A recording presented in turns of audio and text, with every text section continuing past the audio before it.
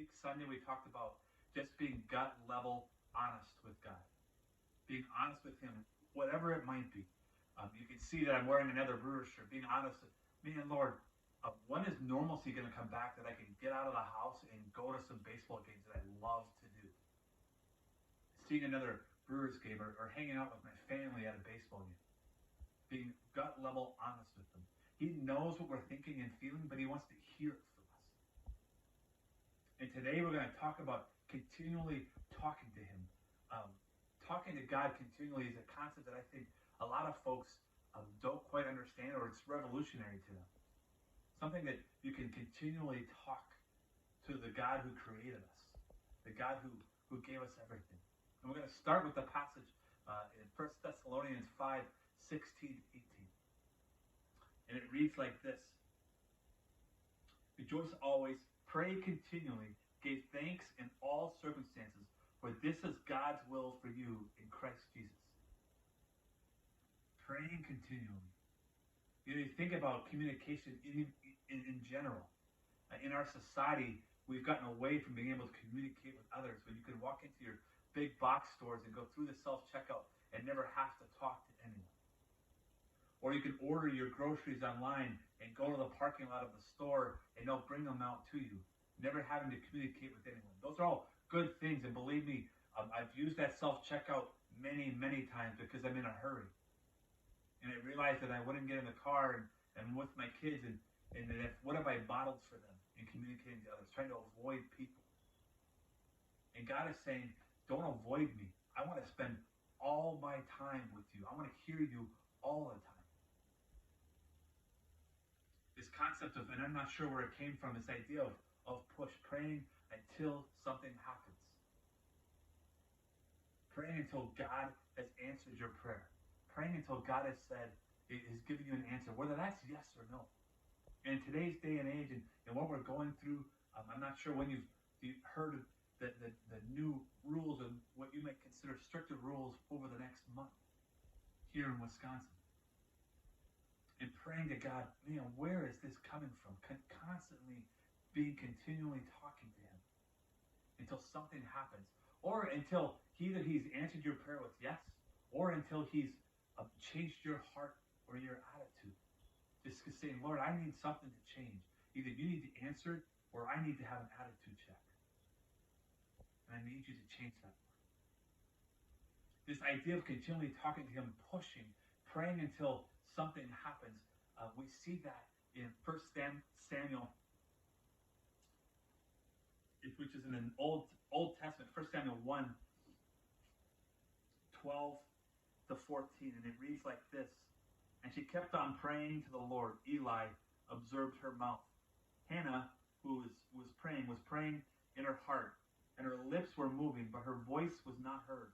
Eli thought that she was drunk, and said to her, how long are you going to stay drunk? Put away your wine. This idea that she was praying constantly. Her mouth was moving, but no words were coming out. She was just in deep prayer with God. Continually praying to Him. It's something that we need to do nowadays. Praying for our community, praying for our friends and our family, our neighbors.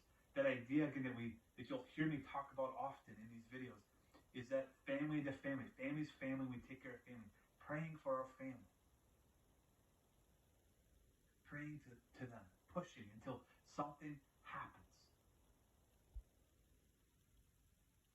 No matter what you might be going through today, whether it's the virus, whether it's spousal issues, or praying to God until your kids' attitude changes because you're having to teach them at home, which is for a lot of us a concept that is stressful to us, unknown to us.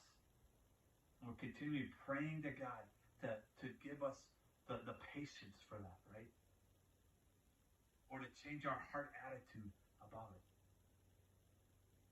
So again, this week, being honest with Him, being gut level honest with Him, and continually talking to Him. Talking to Him until the request is answered. Whether that's a yes, maybe it's a no, or maybe it's a change my attitude prayer. And on a side note, or something I wanted to continue again to share with you, is always be praying for how you can be involved in your community.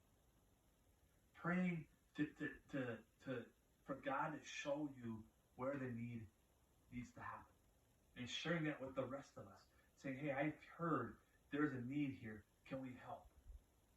Because as a church, whether you agree with it or not, things that are going on around us, it's serious. It's nothing to joke around about. For some of us, it's a very serious issue because we are a high risk. And I believe things are going to happen over the next month that God is going to use us as a church. No matter whether you go to Connections or you go to other churches in the area, God is going to use us as a church as a whole to help our community. Are we prepared to do that? Are we continually talking to God and telling him, I'm scared to do it, or I'm nervous about it because I'm afraid to get sick? But God has called us to help our community. We begin that with prayer. Praying to him continually and saying, where is the need? Where is that need? Have you called your community leaders or your neighbors and to find that out? And praying continually to him. And that praying continually starts with just taking a few minutes in the morning, or a few minutes at night, or a few minutes during the day. Anytime that you're just driving, and you maybe normally, if you're like me, I'm a talk show host kind of guy, so I listen to talk show hosts. It's turning that off and just spending that time praying to God, talking to him, and sharing with him your prayer request. This week, that concept of push, put that into practice. Continue to pray to him until those requests are answered. Make a list of names and begin to pray for each person on that list, whether it's through your church or your family or whatever it might look like. Push and pray to God. Have a blessed week, and let me pray for you. Dear Lord, thank you again for who you are and for your Son. Thank you for communicating to us that you've created us and you want us to talk to you. You want us to be in continuing conversation with him. Lord, I often think about those who are in our church who I consider prayer warriors. Their service to the church and to you is to come in on a Sunday morning and to pray over the service. Or they sit at home because they can't come because of illness, but yet, man, they pray constantly. I thank you for them. And I thank you for the chance to be able to continually talk to you and to pray to you, even in these rough times, in these times that we have no clue what's going to happen.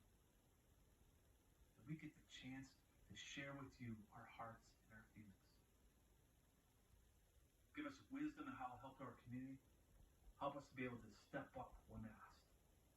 Whatever that looks like, Lord. In your Son's precious name, amen.